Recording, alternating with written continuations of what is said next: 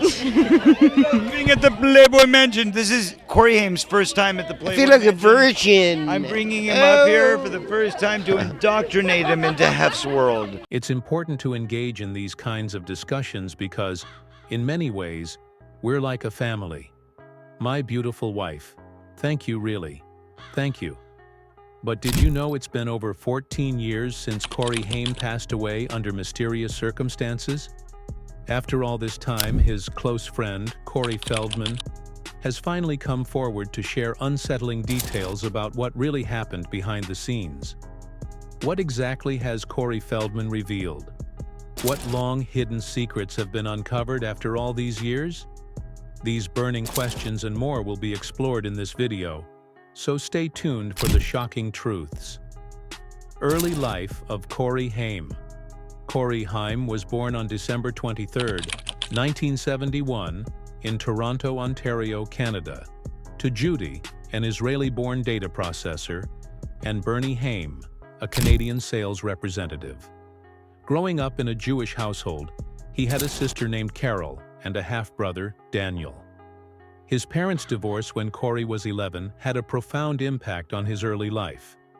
Naturally shy and introverted, Corey's mother enrolled him in improvisational acting and mime classes, hoping to help him break out of his shell. These classes would prove to be a turning point in Corey's life. He soon discovered a passion for acting, using it as an outlet to express himself. His big break came when he was cast in a television commercial. His natural talent and boyish charm caught the attention of industry professionals, leading to more opportunities in acting. By age 10, Corey landed a role in the Canadian children's educational comedy series, The Edison Twins, which aired from 1982 to 1986. This was just the beginning of his career, opening doors to more prominent roles in Hollywood. However, like many child actors, Corey faced significant challenges balancing his schoolwork with his burgeoning career. His mother played a crucial role in keeping him grounded despite the fame. In 1984, his role in the film Firstborn garnered critical acclaim, further cementing his status as a rising star in Hollywood. The early struggles. Interestingly, acting wasn't initially Corey's passion. It was his sister, Carrie, who aspired to a career in the arts. Corey often accompanied her to auditions, and it was there that his natural talent was discovered by casting directors. What started as a casual accompaniment quickly turned into a string of acting opportunities for Corey. His early roles included commercials and a part in The Edison Twins, but the pivotal moment came when he was cast in his first Hollywood film, Firstborn, 1984, at the age of 13. Moving to Hollywood from Toronto marked a new chapter in Corey's life, but it wasn't without its difficulties. One of his first major experiences in the film industry was working with veteran actor Peter Weller on Firstborn. Weller employed aggressive method acting techniques, even physically intimidating Corey during one scene. After Corey innocently complimented his acting, Weller threw him against a wall, claiming it was part of staying in character. For Corey, this was a traumatic experience that would mark the beginning of a tumultuous career. Adding to the emotional strain, Corey's parents had divorced just 2 years earlier, and seeing them with new partners at a cast party only deepened his feelings of isolation and confusion. Rising to fame. Despite these early challenges, Corey's talent and resilience helped him rise quickly through the ranks of Hollywood. His role in Silver Bullet, 1985, demonstrated his potential as a leading actor, and the same year, he earned the Young Artist Award for his performance in A Time to Live alongside Liza Minnelli. By this point, his career was gaining significant momentum. One of his most iconic roles came in 1986's Lucas, where he portrayed an awkward teenager in love. This performance struck a chord with audiences, solidifying Corey's place in Hollywood. However, darker rumors began to surface during the filming of Lucas. Decades later, Corey Feldman would make disturbing allegations, claiming that Corey Haim had been molested by co-star Charlie Sheen during the production of the film. This revelation, along with other secrets from behind the scenes, would come to define Cory's tumultuous life and career. Sheen denied the accusations, but unexpectedly, Cory's sister, Carrie, came to his defense, claiming that Sheen had spent more time with her than with Cory on set, making it impossible for the alleged abuse to have occurred. Despite these denials, the accusations resurfaced years later in 2017, when actor Dominic Brassia accused Sheen of assaulting Cory. In response, Cory's mother, Judy Haim, turned the blame onto Brassia, suggesting he was the one who had abused her son. Whether true or false, the allegations cast a long shadow over Cory's career and personal life, overshadowing his role in The Lost Boys, a game-changing film, and his lifelong friendships. Despite these struggles, Cory's professional career continued to thrive. After Lucas's success, Cory made the life-changing decision to move to Los Angeles permanently. Around the same time, director Joel Schumacher was casting for The Lost Boys, 1987, and Cory landed a leading role. It was on this set that he met Corey Feldman, another young actor who would play a pivotal role in his life, both professionally and personally.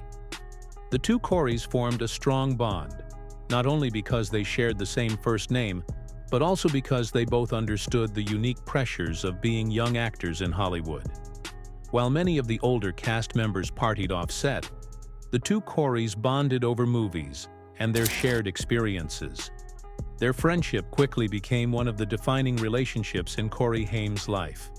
Together, they would go on to star in a series of films, cementing their status as icons of 1980s Hollywood. However, as their friendship grew, so did their personal struggles. The Lost Boys was a commercial success, but it also marked the beginning of public fascination with the two Corys. Their on-screen chemistry translated into several successful films, but behind the scenes, things weren't as glamorous. The pressures of fame, combined with the temptations of Hollywood's party culture, began to take a toll on both of them, leading to addiction and a downward spiral. By the time they worked together on License to Drive, Cory was already battling addiction. At just 16, he was struggling with substance abuse, which began after he was prescribed medication during a rehab stint to manage withdrawal symptoms. This marked the start of a serious dependency on prescription drugs. By the late 1980s, Cory's addiction had escalated to taking up to 85 pills a day. His increasingly erratic behavior started to affect his career. While fans initially overlooked the signs, his reputation soon began to suffer. As his personal life spiraled out of control, his professional opportunities dried up. Once a teen heartthrob with a promising future, Cory found himself relegated to direct-to-video films. One of these lesser-known films starred his then-girlfriend, Nicole Eggert, of Baywatch fame. Their tumultuous relationship was marked by frequent trips to the emergency room as Eggert tried to manage Cory's deteriorating health. Though they eventually became engaged, the relationship ended before they could marry. Despite his struggles with addiction, Cory maintained some financial success for a time. He purchased a mansion in the upscale Hancock Park neighborhood of Los Angeles, but the decision soon turned out to be disastrous.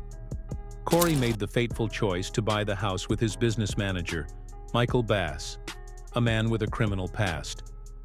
Bass, who had served 2 years in prison for fraud, had not reformed. He pressured Cory into buying the house to host a charity event for Toys for Tots, an event that later turned out to be a scam. Things soured between Cory and Bass, and within a year of moving into the house, Cory tried to fire his manager, but Bass refused to leave. In a fit of frustration, Cory shot at Bass with a BB gun, leading to his brief arrest. Feldman came to his rescue, bailing him out for $250. This was just one of many troubling episodes in Cory's downward spiral, which included a tumultuous friendship and controversial alliances. The bond between Corey Haim and Corey Feldman remained strong, even as both faced personal demons. In 1993, when Michael Jackson faced child molestation accusations, Feldman publicly defended the pop star, sparking further controversy. Corey Haim, who had his own complicated history with the dark side of Hollywood, visited Jackson's Neverland Ranch with Feldman, leading to even more speculation about his troubled life. Over the next few years, the two Corys starred in numerous low-budget direct-to-video films. While their partnership once represented a Hollywood success story, by the 1990s, it symbolized their mutual decline. As Corey Haim's addiction worsened, his career suffered. Despite multiple attempts at rehabilitation, he struggled to reclaim the stardom he once enjoyed as a teen icon.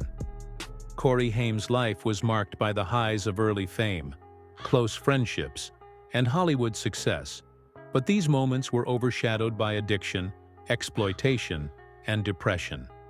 His personal demons ultimately had a heavy toll on his career and life trajectory. Corey Haim's journey to stardom began with promise, but was riddled with obstacles. Born in Toronto, Canada, he was thrust into the entertainment industry at a young age. His undeniable talent soon caught Hollywood's attention, and after his role in The Lost Boys, he tried to maintain his career momentum. However, his challenges continued.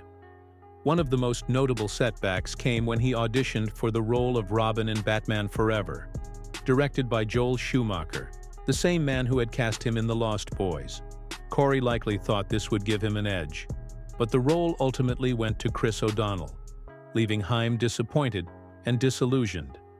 This was a turning point in his career, symbolizing a missed opportunity that marked the beginning of a difficult period in his life. Corey Haim's tragic Hollywood decline. Although Haim hoped his industry connections could revive his faltering career, his worsening addiction made maintaining professional relationships increasingly difficult. Desperate to keep working, he agreed to star in Busted, a low-budget comedy directed by his longtime friend Corey Feldman. However, his escalating drug problem led Feldman to make the painful decision to fire his best friend from the project. By the mid-1990s, Haim's career was in free fall. In 1996, while preparing for Paradise Bar, he faced a significant legal challenge when he deliberately concealed his addiction on an insurance form. Lloyd's of London subsequently sued him for $375,000. His financial troubles were compounded by substantial debts to the IRS and other creditors, leaving him with barely $100 in cash, an old Alfa Romeo Spider, and a small pension fund. Forced to file for bankruptcy in July 1997, Haim moved back to Canada. Working on a small film in a remote Saskatchewan town, his erratic behavior became increasingly apparent. He would frequent the local bar until closing and display paranoid behavior, interrupting filming to check on his dog. His lowest point came in 2001 when he appeared on True Hollywood Story, which documented his tragic fall from grace. The program revealed him living in a modest Santa Monica apartment with his mother, reduced to begging a pawn shop owner for $3 to buy a pizza. A brief glimmer of hope came with his role in Dickie Roberts' former child star in 2003. In 2006, VH1 ranked him 8th on their list of greatest teen stars, a bittersweet recognition of his past fame. This led to the reality show The Two Corys, which exposed the depth of his struggles, including a devastating revelation about being molested at 14 by a friend of Feldman's. Despite attempts to resurrect his career, including working on low-budget films and seeking drug-free sets, Haim faced continued rejection. When The Lost Boys sequel went into production, he was offered only a cameo and was sent home after arriving on set visibly impaired. In early 2010, after complaining of flu-like symptoms, Haim collapsed at home. Found unconscious by his mother, he represented a tragic example of a promising career destroyed by addiction and personal challenges. Paramedics arrived, but by the following day, 38-year-old Corey Haim was dead. While initial reports speculated an accidental overdose, his death was ultimately attributed to pneumonia and lung complications. However, his misuse of prescription drugs could not be overlooked. It was revealed that Haim had used false identities to obtain multiple prescriptions, and the resulting mix of medications likely played a role in his untimely death. Corey Haim's life serves as a tragic cautionary tale, one marked by unrealized potential, addiction, poor decisions, and the suffocating pressures of fame. Even after his death, his financial struggles continued. His mother could not afford a proper funeral, and it was only thanks to the generosity of a memorabilia site and a Toronto funeral home that Haim was finally laid to rest. His story embodies the dark side of Hollywood. Once a beloved child star in the 1980s, Haim captured the hearts of audiences with his roles in films like The Lost Boys and License to Drive. But by the time of his death in 2010, his life had unraveled, becoming a cautionary tale of addiction, exploitation, and missed opportunities. His tragic decline fueled broader conversations about the overwhelming pressures young actors face in Hollywood.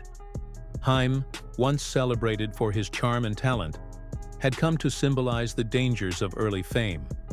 Like many child stars, Haim struggled to transition from youthful roles to adult acting, and the demands of Hollywood only intensified his personal turmoil. His addiction and instability were not simply the result of poor choices, but were symptomatic of a larger, exploitative system. A system that many believe preys on young talent without offering the support needed to navigate its treacherous waters. Years after Haim's death, his close friend and frequent co-star Corey Feldman sought to expose the darker side of their shared struggles in the documentary, My Truth: The Rape of Two Corys. In this self-financed project, Feldman made shocking allegations, accusing powerful figures in Hollywood of sexually abusing both him and Haim during their time as child actors. While these accusations were not new, Feldman had spoken out for years about the abuse. They were now made public in a way that directly named the alleged perpetrators. Feldman claimed that a secretive group, which he dubbed the Wolf Pack, operated within the entertainment industry, working to discredit victims and shield abusers. This group, he argued, had the power to suppress stories like Haim's, ensuring that predators remained protected. These allegations sparked significant controversy, with many questioning whether Haim had been the victim of something more sinister than addiction alone. One of the most controversial moments in My Truth centered on pop icon Michael Jackson, who had been a close friend of Feldman during his youth. While Feldman had previously defended Jackson against allegations of inappropriate behavior, his stance in the documentary took a more nuanced turn, adding complexity to the narrative. Feldman maintained that Jackson had never harmed him, but suggested that Haim's experience might have been different. According to Ed Meyer, a producer for the Two Corys, there was a recording in which Haim allegedly claimed Jackson had inappropriately touched him. This recording, Meyer claimed, was made years after Haim's visit to Jackson's infamous Neverland Ranch. Feldman, however, had fond memories of the visit, describing it as a day filled with innocent activities like go-karting and watching movies. The contrast between their experiences raised further questions about the nature of Haim's interactions with Jackson, reigniting the debate over Jackson's legacy and the allegations against him. While Feldman stopped short of accusing Jackson directly, the mere suggestion that Haim may have suffered abuse at his hands reignited a firestorm of controversy. The allegations added fuel to the ongoing debate about Jackson's legacy, with some continuing to defend him, while others grew more convinced of his guilt. Feldman's documentary was divisive.